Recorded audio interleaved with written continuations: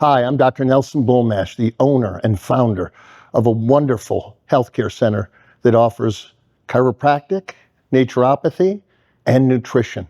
I've been in practice in this general area for 34 years.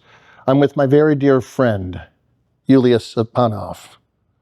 Hi, I am Yuliya Stepanov, the founder of a beautiful AUM Studio for Wellness. I am so grateful for the opportunity to spend time with you and to be able to interview you. You have a beautiful, beautiful center here.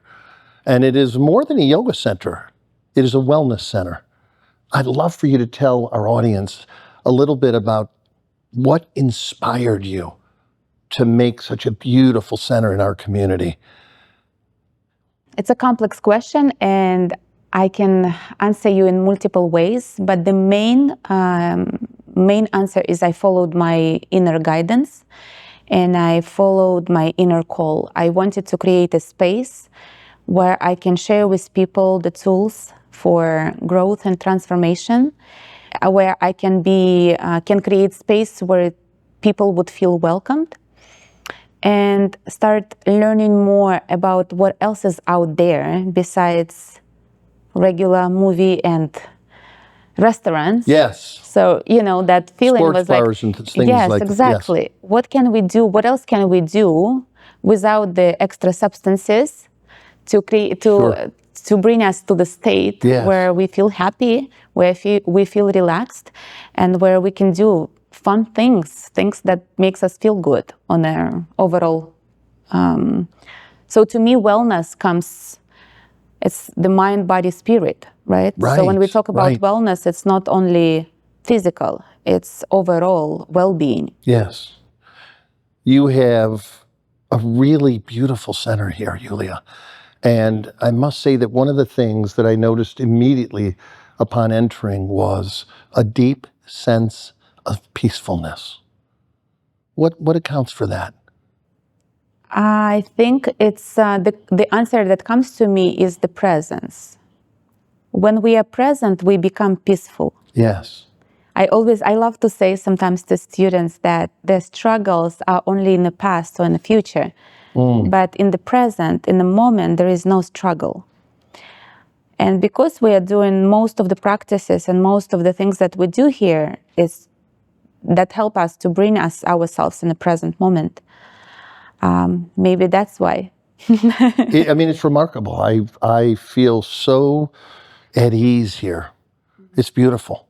And I say that specifically because I don't even like to drive anymore, because it just seems like the world we live in often is marked by angry people or people that are not necessarily in a giving state.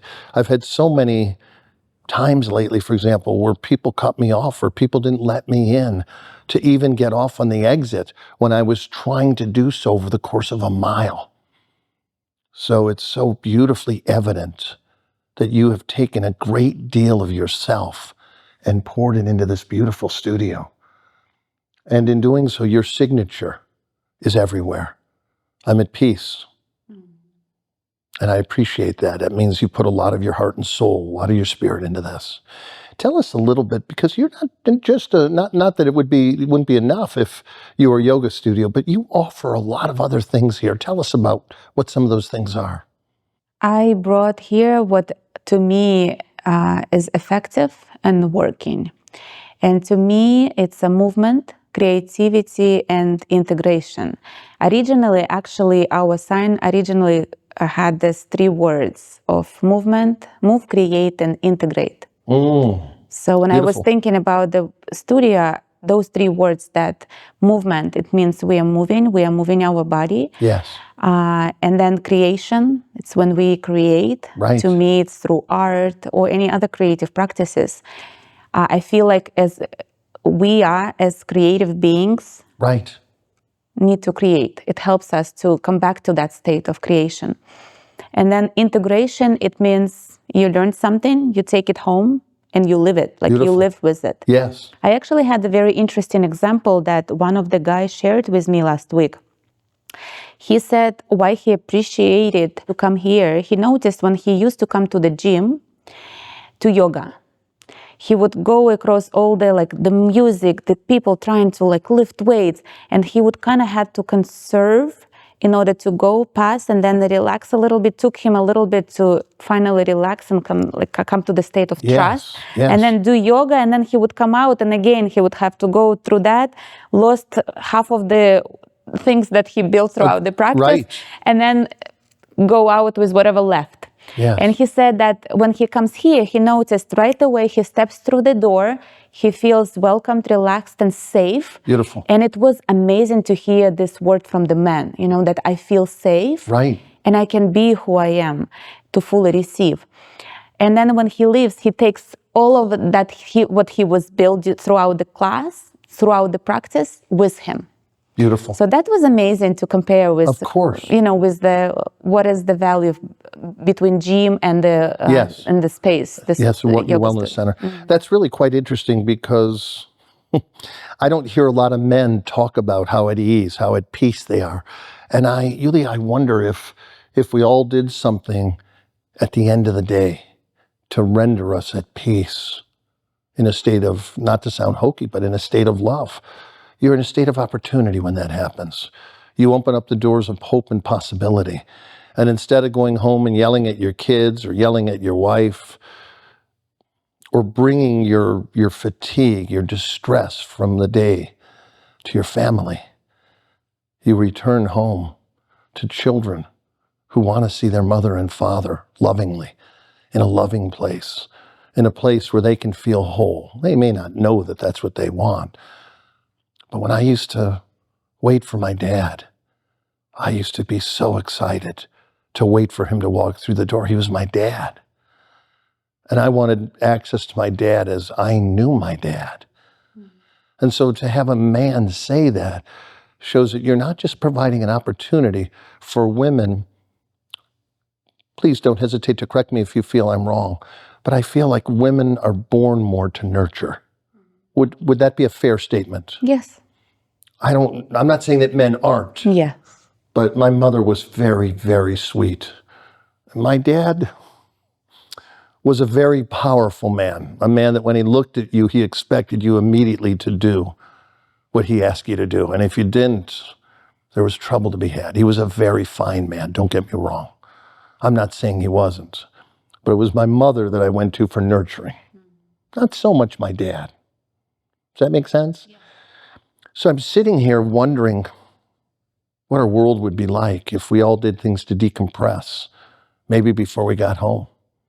Or if we went home and did things with our family to decompress the day. As we get older, that's something that I think is paramount, because kids can have very stressful days at school as well. And I am not at all suggesting, I remember how hard my mother worked.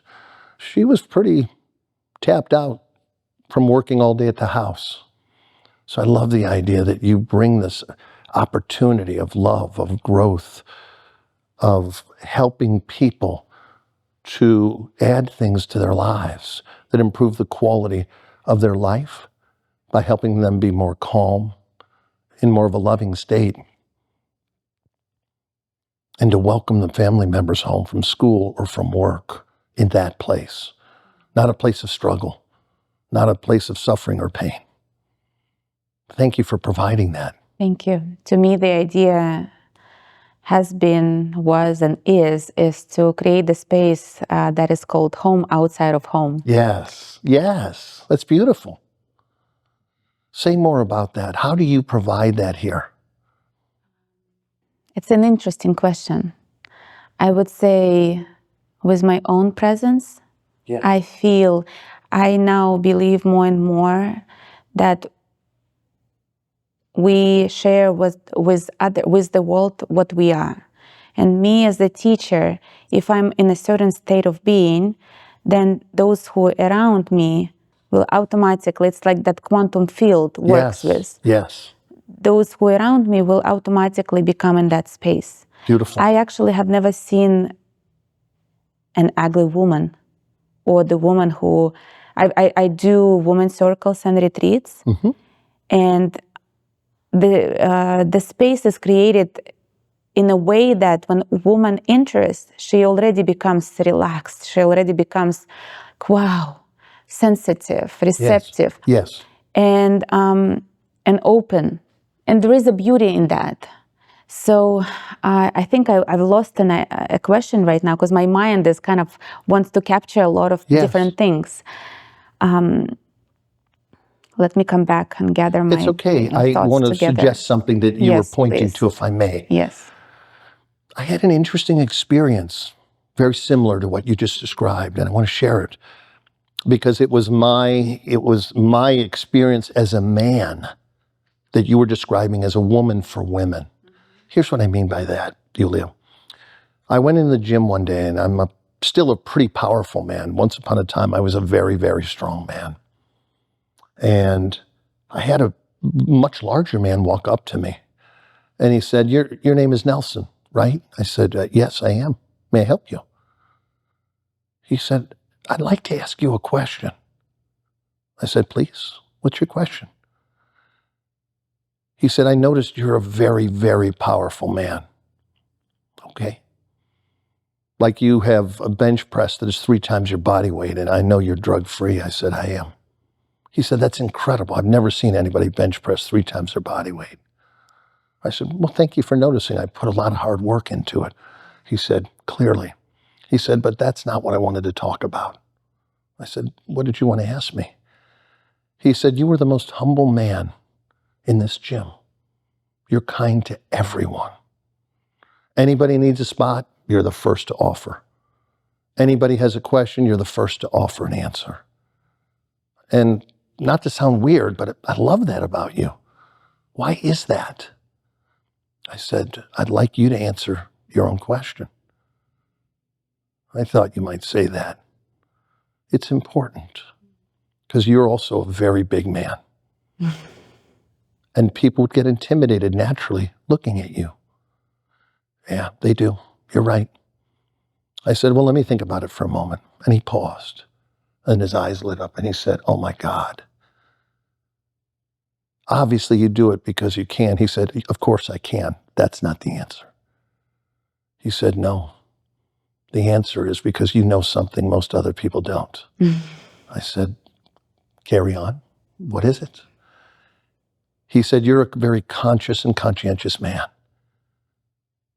You act as you act because you know as the most powerful man or one of the most powerful men in the gym that everybody's going to follow your lead. And I said, bingo, you're right. I want men and women to be able to feel powerful, to be able to feel centered, to be able to feel like this is their home, where they can express their own unique power, their own unique gifts, and to get in really good shape and to know people that are wonderful, to support their goals in the gym. Yuliya, that's what you do for the men and women who come into the home that is AUM Health Studio. You do the same thing. It just looks a little differently. You don't make loud grunting noises, for example, when you assume certain asanas. But that's what we both were doing to the people in our community. Yours is just a little bit more gentle, perhaps, than mine. But that's so true. In other words, as you go in the community, so go the people within that community. If I was a kind, humble, gentle, powerful man, nobody got crazy. Nobody got stupid. Nobody picked on lesser athletes, lesser people working out. I made sure of that, as you make sure that this is a home for people who want to focus on improving what? I can also answer in a different ways. Yes. The lifestyle, their well-being, the state of being, but mostly what are people looking for? What all people are looking for? I believe that we are here to evolve, and our Right. soul is looking for evolution. How do we come to that state is different. Like the way is different for all the people. Yes. But in general, what helps people is I feel that most of the times people are too like in their shell. Mm-hmm. And first is to break that shell, Yes. is to relax. Yes. And then finally, when they relax, like you said, what Iyengar said, what yoga helps is to quiet the noise, quiet the mind, so you can hear the voice of the God. Yes. So to me, when people relax, and that's what the space I provide in my women's circles, retreats, and now even in my yoga classes, I'm actually taking it further and treat each of my yoga class as the session also, as like a practice. Right. It's to help people to break that first shell and to relax and then see what happens. And sometimes it may be the way that they will cry and feel the release because they were holding on so much tension. Yes. But for some, it may be the connection. They finally hear, I feel that the belonging to something greater than it is. For some people, it's even hard to explain. So to me, that like relaxation is kind of first step. Yes. To the next level. Beautiful and true. And it's funny because I got something that was interesting to me, which is the men who lift heavy weight are applying themselves in a way that that's their home. That's how they connect to their sense of power, their sense of well-being, their sense of purpose. As a man, not so much anymore, Yuliya, but as a younger man, I wanted to feel very powerful. I wanted to feel capable of protecting my friends and family. And so the discipline of going to a martial arts class or a gym and moving very heavy weight or doing fast punches or kicks was a way that calmed me by reassuring that I was doing the purposeful things that would allow me to be the best provider for my family that was possible. As a beautiful, calm, but very conscientious and conscious being, you're creating a center that is calm, that is quiet, so that people can hear the stillness of nature and of life. And you're providing an opportunity for them to meet other people in a similar place so that you can help each other reinforce the beauty of what life provides you when you live from that place. Well done. Thank you. You're very welcome. Let's talk more about, you offer so many things here. I'm not even sure I know all the things you provide, but one of the things as we take the tour later, I love the art classes that you provide. And I'd like you to talk a bit now, if you don't mind, about why you teach the sacred geometry in your art classes. What does that mean to you? What does it provide for the people who come in to participate in these classes? Sacred geometry means to me more than I can explain. That's okay. I knew you were going to say that. I just had a very strong, and yet I'm going to do everything I can to help the audience watching us right now get some kind of an understanding as why they would participate in such beautiful, beautiful self-expression and art. One of the word that I can connect to sacred geometry is the mesmerizing. When some people, that was actually my journey. When I first saw sacred geometry, I was mesmerized. It had that same impact on me. You can't take your eyes off of it. It's exquisitely beautiful. I want to make sure, Yuliya, that we show the people watching some of your artwork because it is breathtaking. Thank you. My pleasure. Actually, through the practice, through my own practice, to me, meditative art, sacred geometry is my practice that I can do every day for hours. Yes. Because it brings me to that present moment. I put mantras, I put light music. Sometimes I even forget to put music. But when I draw, when I do art, I am in my presence. I'm right here. Like I have no words, I have no thoughts in that process. So the process itself, very healing. And now I believe when we do practices that help us to bring ourselves in the present moment, that's when healing happens. Yes, beautiful. So what I'm hearing is that it stills the mind so much that it can actually transcend the need for language. Yes. Beautiful. That is a good catch there. Yes. And also, as a result, you also, every time I create a new painting, I feel this, whoa, like something is born. Yes. So, and it gives me this feeling of amazement, and then I enjoy the painting as much as the viewer, whoever is looking at the painting, they enjoy. And those who appreciate, who feel, they can feel. Every painting, you can actually feel the vibration, feel the energy. Yes. Through the practice of sacred geometry, I noticed that it's a tool of our age. It's this gentle tool that helps us to align our life and to bring us to where we're supposed to be. Remember when we met, you said your mantra. Can I say it out loud now? Of course. You said that my mantra is, I'm always in the right place with the right people, in the right timing, doing the right thing. Yes. That guides my whole life. Yes, this is very beautiful. Mm-hmm. Thank you. So I believe that sacred geometry helps people to find that alignment, that they are in the right path, doing what they're supposed to do exactly as they are. Right. So that helps, like, gently, without pushing, without pressure. It's like you find yourself, oh, actually, I'm doing the right thing.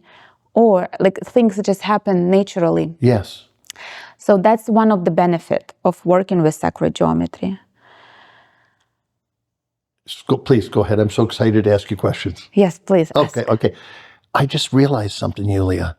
The very idea that you're doing sacred geometry means you're furthering your sense of alignment with the universe. Because sacred geometry is all about alignment. Yes. That's beautiful. So you're aligning yourself to yourself, and you're aligning yourself to the universe as you participate in creating sacred shapes that are all about alignment. That's amazing. I never got that before. And this is so beautiful. It also makes me realize even more. Yes. Every time I would feel out of alignment, this is the first thing that I want to do. You want to paint, don't you? I want to paint. I yes. knew it. I was going to ask you that. You just answered my next question. Because it's all about expressing alignment with sacred shapes. And also, what is to further it even more, there is a hatha, there is a feminine and masculine. Yes. There is like the left and right brain involved. So in that creative process, and I always explain this to students when I teach the class. So first, when we draw the shape, we need to be very precise, attentive, focused. Yes. But then when we decorate, when we put paints in, when we choose colors, when we show the lines that we want to show, because oftentimes is what you see is on the top, but sometimes behind what you see, there is a lot of different lines that help you to reach that alignment that you don't see as the final project. Sure. So that's the feminine, that's the creative side comes in. Yes. So there is this balance of both. Right. Plus there is intention. So oftentimes when we do art, we set the intention for that particular painting.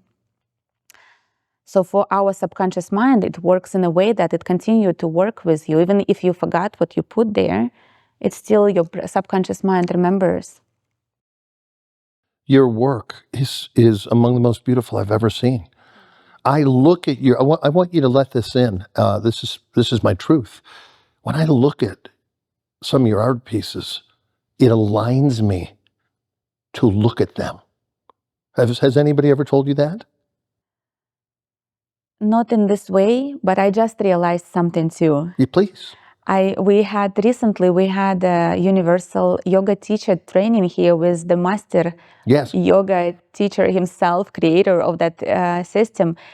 And he actually, I felt that, like, he recognized the painting. He recognized, it's like he saw me through the painting. Right. And that recognition brought me onto a new level. And he's also like a wiser, older than me, gentleman, who've seen the life more than me. Thank you for being kind about the way you said it. So it just feels so amazing now. It's just in a short period of time. Now you come and telling me that I see you through the work you create. I see you. I recognize you, and I recognize the talent and the not even talent as me, my own, but like I recognize the tool. I recognize it's harder to say some things that's very hard to express through words. Yes, it transcends the understanding of words. Exactly. Yes. Well, if I may, give it a shot. Yes. I noticed, for example, this beautiful painting at the end of the hallway there that I hope you'll show everybody because it is so magnificent. I was mesmerized by it. I couldn't take my eyes off of it. And when I began to walk away to do the interview with you, I noticed a number of things. One of which is I still see it in the back of my mind. And as I see it, it focuses me. It aligns me. And it has changed my energetic expression as I sit here with you and before the cameras. And I don't fully understand that. There must be some kind of inherent, I don't know if energy is the right word. I have to think about it more when I leave here. But I feel very, very aligned with Source, and I feel very peaceful. I am in a place of tremendous peace. I could sit here in a meditative state or semi-meditative state for the rest of the day. So your painting has had quite an impact on me, and I'm very grateful for that. Thank you. What are some of the other things that are taught here or offered here? So actually, what I really want to talk about, because this is the main practice here, and now we finally have it on our side, and I'm very proud of that. It's yoga, right? And to me, yoga is the medicine. To me, yoga is discipline. To me, yoga what helps me to work on my own state of being as a day-to-day tool. Yes. So we do have a variety of yoga practices, and I feel my main, how do you express the word when you choose the teacher? My main focus was to find the teachers who are truly inspired by the practice. Right. Yes. Because I believe also it's not the yoga itself what's matter, but what we bring through the practice. Right. Say a little bit more about that. That's beautiful. Let me think for a moment how is best to express that. To me, the main ingredient, the most important is for how people feel after the class. It's not how great they do the pose, but what do they feel after the class, after the practice. And to me, yoga is a practice. It's not just a movement. Absolutely. It's a practice. Mm-hmm. And I have here teachers who do yoga more than 20 years. I'm still actually consider myself as the newbie in the yoga, as a yoga teacher, because I've been teaching yoga for around 4 years, so not that long. I'm actually going myself, taking yoga classes here. And that was for me also practice, because you know how many people say they know they need to do it, they know it's good for them, but they still don't do it.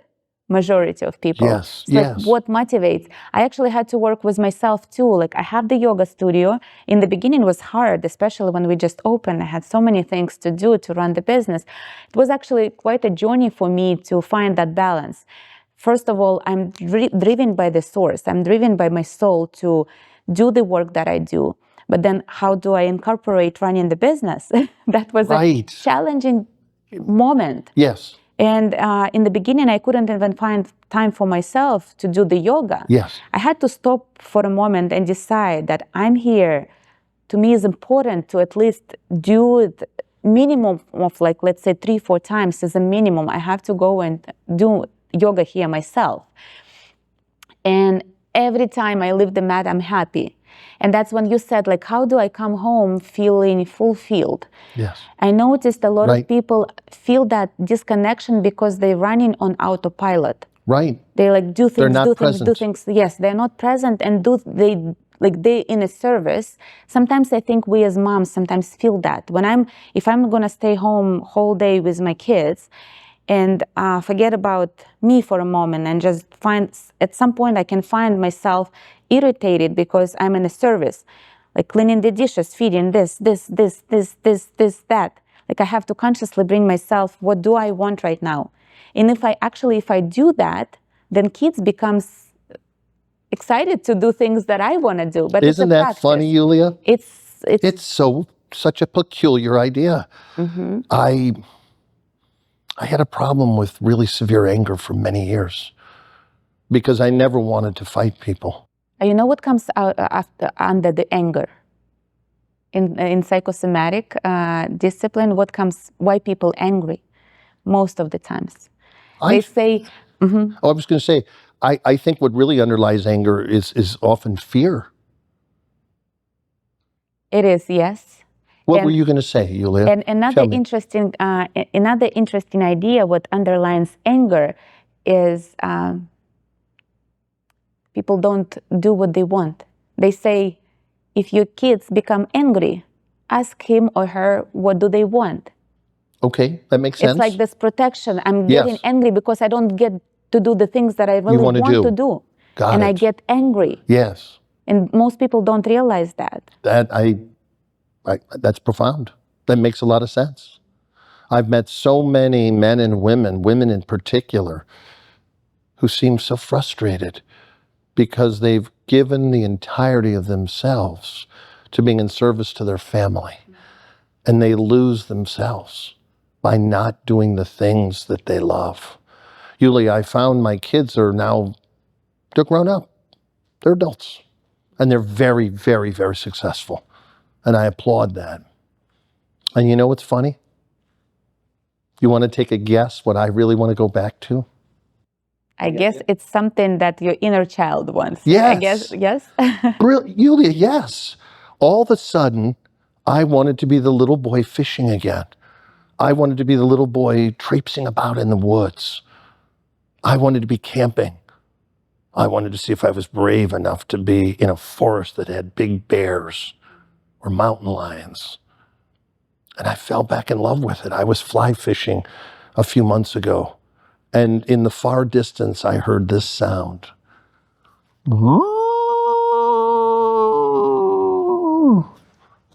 And I was standing in the middle of a crystal clear river. So beautiful. The water looked so clear, it looked like I could just take my cup and go down and drink it. I was fishing on the land in North Carolina that the Oconaluftee River ran through on the Indian reservation. It was so beautiful. And then suddenly, an hour or two later, guess what showed up on the other side of the river? Wolf? Not a wolf. It was in October. It was a huge elk. And he was standing there looking at me like all bowed up like this, staring at me. And I thought, oh, this isn't good. He's in rut. He may attack me, thinking I'm competing with his elk ladies. And so I just stared at him and I said, come on. You can pass. I'm not going to interfere with you in any way. And I just spoke very gently to him. And I watched that massive 800, 900-pound body walk out in the river. And he went to my left and he just stared at me. And I talked to him beautifully. I said to him, you are a very beautiful boy. Drink your water. Enjoy. I mean you no harm. And he stared at me for a moment. And then he bent over and he started lapping water out of the river. Then he looked at me one more time. And I said to him, you are so beautiful. Please, pass. I'm not here to interfere with you in any way. I hope you find your sweetheart. And I laughed. And he lifted up and he walked behind me. And then he continued to bellow his call looking for his lady friend. And it was such a beautiful experience because when deer, when moose, when big elk, they're really big animals, really big. They're like a smidge less in size than a horse. And it was such a beautiful moment because he just passed. He didn't attack me. He just walked right by me. And he stared at me and I could feel his whole countenance just calm down. Then I got back to fishing for trout. And he got back to trying to find his sweet partner somewhere in those North Carolina woods. It's amazing how much nature can teach you. Yes. He realized that I was no threat because I was in a very awkward position standing in the river. Had he attacked me, which they do sometimes, I wouldn't have had a chance. I couldn't have stopped that big 700, 800, 900-pound body. I was standing, up to here in a river. It's interesting. So one of the ways to actually go over break through the fear is talk. And Yes. you can talk to animals. I oftentimes say at my classes, you can talk to your body parts. Why are you certainly hurting? can. Why are you hurting? Yes, why are you hurting? Mm-hmm. You sometimes get, if you're open to Getting an answer. You will receive an Yes. answer. Yes. And it's amazing. You actually started to talk to him. I did. And situation resolved very beautifully. It's like you understood each other. You could feel him calm down beautifully. And then he got very, very peaceful. And when he walked up to me, he was all this. And he stared at me. This is actually brings me to think about the parallel when we meet each other as people, right? Yes. So if you feel somebody's angry and you come out, say something, and then the person reacts, and there is conflict. But if you're peaceful, then the other person has nothing left that just becomes peaceful. Yuliya, I have to share something with you. It is so perfect for what you just said. I was in a physics class at the University of Michigan many years ago as a young man. And the professor looked at me and said, "So, Nelson." I said, "Sir?" He said, "I have a question for you." He did this in front of the whole class. He said, "Tell me what happens when we strike a 512 hertz tuning fork."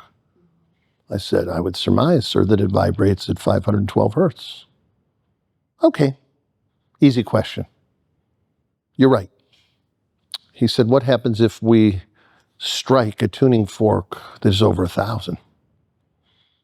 I said, "Sir, I will give you the best answer that I can, but the truth is I don't know." He said, "Okay, give me the best answer that you can." I said, "I think that if you put two separate vibrational patterns together, that they will likely find a common vibration." And I paused. That's amazing. And he said to me, "Where in the world did you come up with that?" I said, "Sir, I've always sensed that everything ultimately wants to find a common vibration. It makes life a lot more interesting and a lot easier to live." And he said, "That is brilliant. You are exactly right. If you strike two tuning forks, they will vibrate at the ascribed frequency written on the tuning fork. So whatever that is, if it's 512, if it's 1052, boom, strike it, hold it out here, boom, strike it here, they're going to vibrate at whatever inscribed values on the tuning fork." But a very interesting phenomenon occurs when you strike them and you put them side by side. They want to find that inherent frequency that brings them together, if you will. And people are the same as they become conscious. As I sit with you, I want to assume a very similar vibrational pattern. Why? Because if we do, then doing this interview will become very easy because we will share a common resonance. And so what happened that day in the physics lab was when I struck them and I put them together, they looked for, if you will, not really looked for, but it makes it easy to understand the idea, a common vibration. And that common vibration turned out to be a vibration that was half the difference between the two. So one of the things that is so hugely valuable is that if you want peace at home, peace at school, peace at the yoga studio, is you find a way to balance your vibratory signature frequency, if you will, to the people who are around you. And as I say that, you notice you get very peaceful because it is truth. And that was a major lesson in my life. I realized when I was working security in these big nightclubs that if I assumed a calm vibration, that it would take people that were in a crazy place, if I could be around them long enough to avoid having them attack me, that the way I spoke and the way I occurred to them would calm them. And so many times I would get out of having to fight them by finding that common resonance. Not that I wanted them to attack me or feel threatened, but if you take a high tuning fork and you strike it, and you would strike a much lower one, the higher one comes down in frequency. And so I remember speaking to some of those people months later, and they said something, Yuliya, that you'll find fascinating. They said to me, a number of them, I had the weirdest thing in the world happen when you approached me that day that I got in that fight at the club. I knew what they were going to say, but I thought I'd say it for them. Please, what did you notice? And they said, I went from being really, really angry to much more calm. I'd never had that happen in my entire life. What did you do to me? I said, it's what I didn't do to you. I didn't produce a vibration of attack. So you didn't feel threatened. So the natural response was, it was self-defense without defense. You calmed down because I was very calm. You don't naturally want to attack a person who's calm. Does that make sense? Yes, absolutely. And so if you can do things, Yuliya, like go to your incredible classes that I've peeked in on and watched people in such a beautiful state of peace and calm, then they take that vibration home, not the angry vibration from all the frustrations of work. And so what a beautiful thing that you provide in our community to allow people to come here after perhaps a frustrating day and calm themselves so their children don't have to wonder why their mommy or daddy is so angry at them, because children are never going to understand that. But they will understand if their mommy and daddy come home and they're calm and loving, and you provide that. And I'm grateful for it. So thank you so much for what you teach. Thank you. Thank you for seeing and recognizing. My pleasure. It's very important to do that, Yuliya, because if we don't recognize it, then we don't own it. Yes? And so it's incumbent upon those of us who recognize it to own it so that we can participate in doing the things in this world that make the world a better place for us to live.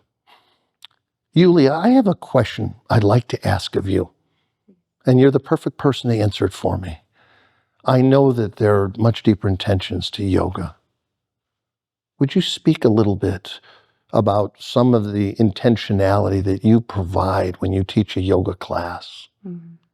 Yes, with pleasure. I would love to talk about that actually. That intention drove me to open the space and open the yoga studio, which I had nothing before. Like I did not have a knowledge or skills how to do the yoga studio. And it took me a while to own it, to say that yes, I am the owner of the yoga studio. The main intention, and it's funny, it was when it came to me, the same as name. The name also, it came to me as the, because oftentimes people would ask me, why did you choose AUM Studio? I said the word AUM came to me, and it's like without question, that has to be there. Beautiful. The only words I played with is every other word. Yes. And I think the word and intention actually come together, yes. Interlace. And I remember asking again my inner self, my inner guidance, what is the intention of the space? And I had the clear answer is to help people to awaken. Beautiful. And again, we can look at this word from different perspectives. And to me, the word awakening itself, it's a process. For some people, it does happen that they suddenly awaken, but for majority of people, it's a process. It's like you become a little bit more conscious, you become a little bit more conscious. As what you said, you suddenly started to choose where you want to be with, like who do you want to surround yourself with, Yes. what practices do you want to do. You start to be more conscious of living. Because I remember kind of talking to myself, I was saying, how do I put it out there? Or we're here to help people awaken. Does it sound kind of, a little bit? And I received that inner answer was like, okay, well, just put it out there that we're here to rise conscious community. So that's what I started first with, okay, we are here to offer conscious tools for people to become more conscious of their living. Right. And the main idea is always, like the main intention is always, again, is to awaken. I actually love that, how do you call it, that story when you talked about Buddha? Buddha. Yes. When you said, I don't know if you want to share. I would love to share that yes, story. Please. This story that I'm going to share with our audience is very, very important to me because I didn't know how I was ever going to get out of the mindset of fighting. To me, I had become a very, very, very noteworthy fighter. I got to the point where I didn't fight anybody that I couldn't beat. I just had that much experience, and it was one of the things that I just, for some reason, was particularly gifted at. And didn't understand that either, because that's not the path I wanted to go down. As you know, I'm a doctor and I'm a healer, and I love that. So let me share this story, because this story changed my entire thinking, and maybe it'll do the same for somebody watching our show. The story occurred some 2,600 years ago, and it goes as follows. There was a man that was going to tell the world that Buddha was a lie, he was a cheat, he was a forfeit, he was a fraud. Now, the challenge in the day, Yuliya, as you might know, is we didn't have cell phones, we didn't have computers, we didn't have phone numbers where you could just look up and, hey, Buddha, gonna call you out, brother, just so you know, when are you lecturing next? So this man had to go from city to city throughout India to find out where he'd be speaking. Then he sabotaged him. He finally found Buddha, and he just started to rail him in the middle of Buddha's lecture. He just went after him brutally. And Buddha, being the master that he was, he just calmed down, and he let the man continue to just destroy him verbally. He was very peaceful. He didn't let the man take away his calm for anything. And finally, when the man stopped yelling at him, Buddha said to him this, "Are you done now?" Yeah, I'm done. I'm done. Good. Then may I ask you a question? Question? What kind of question do you want to ask me? I've just destroyed you. He said, here's my question for you. Take a moment to think about it. He said, if a man gives another man a gift, and the other man does not receive the gift, then who does the gift belong to? Well, that's stupid. Obviously, the gift belongs to the person who originally had the gift. Buddha quietly and assuredly looked at him and said, that is correct. Then you should know that I will not be receiving your gift today. The gift of all your anger will be given back to you. You may have it. I will not be receiving it this day or any other day. Thank you. And the man realized, oh my God, I have poisoned myself, not Buddha. He is authentic. I have just poisoned myself. Interesting. When we think sometimes that we're hurting or poisoning somebody else, if they do not receive the gift that is our anger, our cruelty, or malice, then the gift stays with us and we poison ourselves. Once again, real life application. If you know that you're leading a life where you're frequently angered and you have a family that you claim to love, then you must do things to calm the fire and the dragon so that you don't go home and destroy your family. They do not deserve your wrath. They only want to be loved. Thank you. Thank you for sharing. Can you continue that story with when the Buddha was on his last final days? Absolutely. I remembered hearing Iyengar in an interview. And it was interesting to me, Yuliya, because he didn't appear to be so worried about the poses that people were in. I mean, he would correct them. But it was clearly evident that something else was driving his teaching. And somebody asked him after a yoga class, "Master, why do you teach yoga before we do all of our lessons?" And he said, the real purpose to yoga is to still the mind so that you can hear the voice of God. When you're finally quiet enough, you will hear everything you need to hear as God addresses you and speaks to you and identifies the lessons that you may learn from so that you may go more consciously through life. Thank you. It's beautiful, isn't it? Yes, absolutely. And so humbly, you're the yoga teacher, not me, Yuliya, but you're a beautiful being and you teach wonderful classes.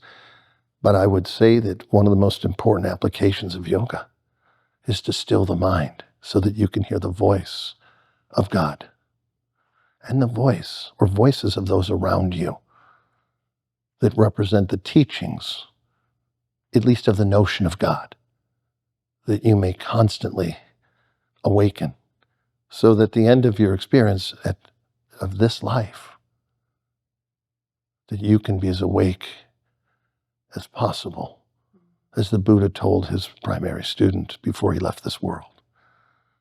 I am awake. Beautiful.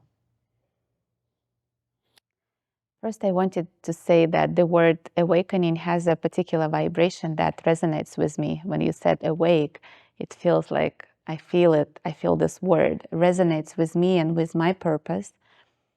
And I find that yoga does help people to move the body and to move the stagnant energy. Yes. So to me, and actually why I recognize and love the universal yoga so much too, because you can feel after the good yoga practice how you become free in your body. And when you become free in your body, you become freer in your mind. Yes. Yes. Beautiful. And Beautiful awareness. Thank you.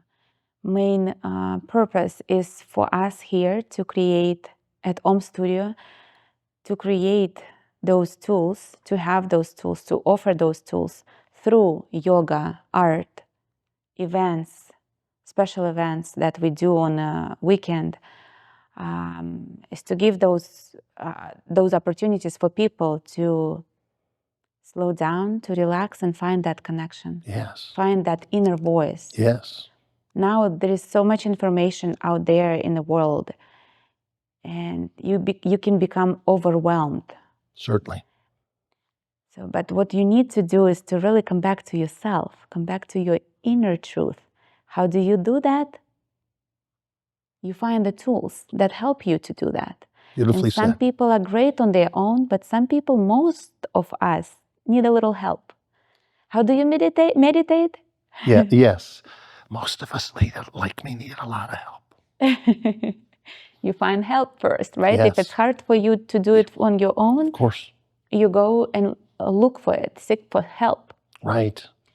And then you learn how to do it. That's why that word integrate comes. You learn how to do it, and then you take it further and you bring it to your home.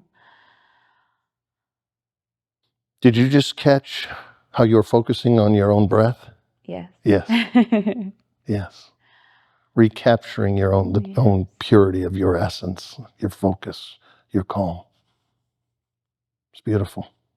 When you asked me today about what AUM stands for, I knew my answer in my own words, but it was actually interesting to search for difference between OM or AUM and AUM. Mm-hmm. And it was profound, what we found. Yes, it was. That AUM is actually stands above. Like AUM is the ultimate sound of the universe. And OM is more simplified version of it. So that made me like very excited to know this. Very excited. Yes. And to me, how truth talks to me right now is the vibration. So when I feel vibration in the body, that's when the truth talks to me. That's when I feel this is something that I need to do, or this is something that this is my inner compass, is that vibration inside. Beautiful.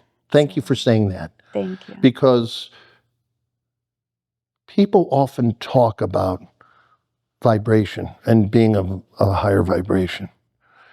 You provide many of the tools, Yuliya, as you know, to increase the purity, the strength of a vibration. And I believe very strongly, and I suspect you do, that the higher your vibration, the more tools you have access to have the experiences that provide you with the truth that I think ultimately many of us are looking for. Beautifully said. Yes. That's why I couldn't concentrate on only one. I was asked so many times, why do you have so many? Right, right.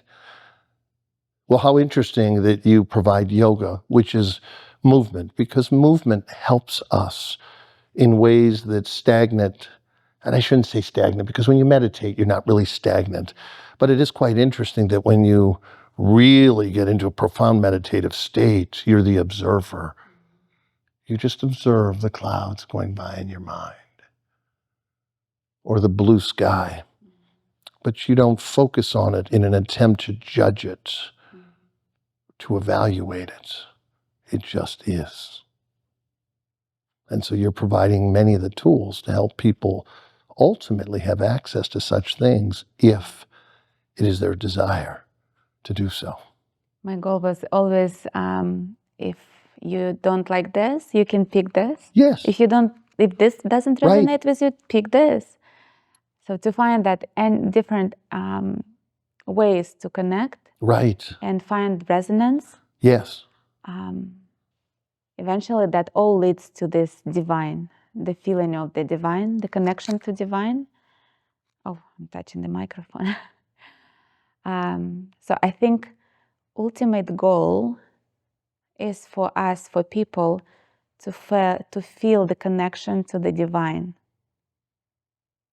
And then we can choose different paths, different tools. Yes. When I got to a certain place in martial arts, Yuliya, I don't know if you've ever heard this, but I'm going to share it with you. It's beautiful. My master pulled me over one day, and he said, Nelson, I'm going to give you a test. I said, sir, I don't know that I'm prepared. I didn't know you'd be testing me today. He said, no. I wasn't going to let you know that I was testing you. That's the object. I said, oh, I see. Oh, okay. He said, I'm going to ask you a question, and I want you to be very careful how you answer it. And if you need more time, then tell me you need more time, because your answer is very, very important. I said, okay, sir, I don't really feel prepared. He said, this isn't about you feeling prepared. This is about you living the preparedness. Oh, I see.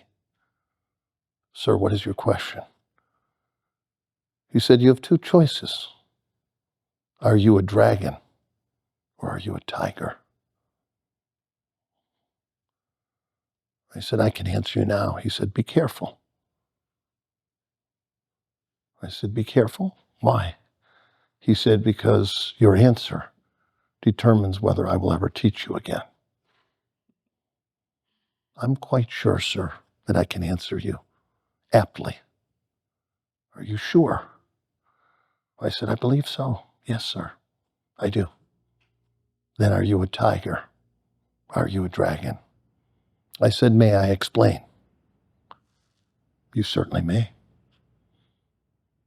I love a tiger, but a tiger does not have the capacity that a dragon has.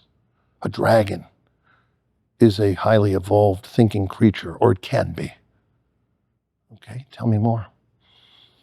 I said a dragon, at least a more aware dragon, has the ability to think and to know that if it kills a member of a tribe, that the tribe will hunt it until they kill it. Interesting. And what about a tiger? A tiger does not. If a tiger sees something that it wants to kill for whatever reason, because it doesn't want it in its territory or because it wants to eat, it will kill without thought of the members of the tribe seeking to kill it. So a dragon is much more conscious and conscientious about the way it lives. And if it wants to live in an area, it will not seek to kill the members who share the area with it, because it knows that eventually it will be killed, because the people of the village around that area will never stop hunting it. And it knows that it eventually has to sleep. As such, it knows that one day it will be taken off guard and killed if it kills members of the local village. A tiger does not live with such an awareness. It kills whenever it wants to kill. I, therefore, am a dragon. He said, brilliant, I will continue teaching you. And so yoga and martial arts, for example, and there are other things, meditation, all have ways to take somebody who wants to be on a conscious path, to have a greater awareness of self and God. You and I have taken two different paths to help us achieve similar outcomes. Thank you for providing what you provide in our community. It serves our community well, Yuliya. My pleasure. Thank you for this interview. Thank you for providing your services. You are an amazing chiropractor. Yes. And very knowledgeable and skilled and great nutritionist. Yes. And I've seen the difference with your work and adjustments. Thank you very much. Thank you. My pleasure. Thank you for this interview. Thank you for this interview. I appreciate who you are, and I applaud who you are and what you provide in our community. Thank you. Blessings. Thank you very much for watching us today. As you are interested in what we offer, we shall be here in the future to offer more interviews like this. We appreciate you liking the site. If you have any interesting stories you'd like to share, any interesting questions, we would appreciate you leaving them in the comments below. Thank you again. Thank you.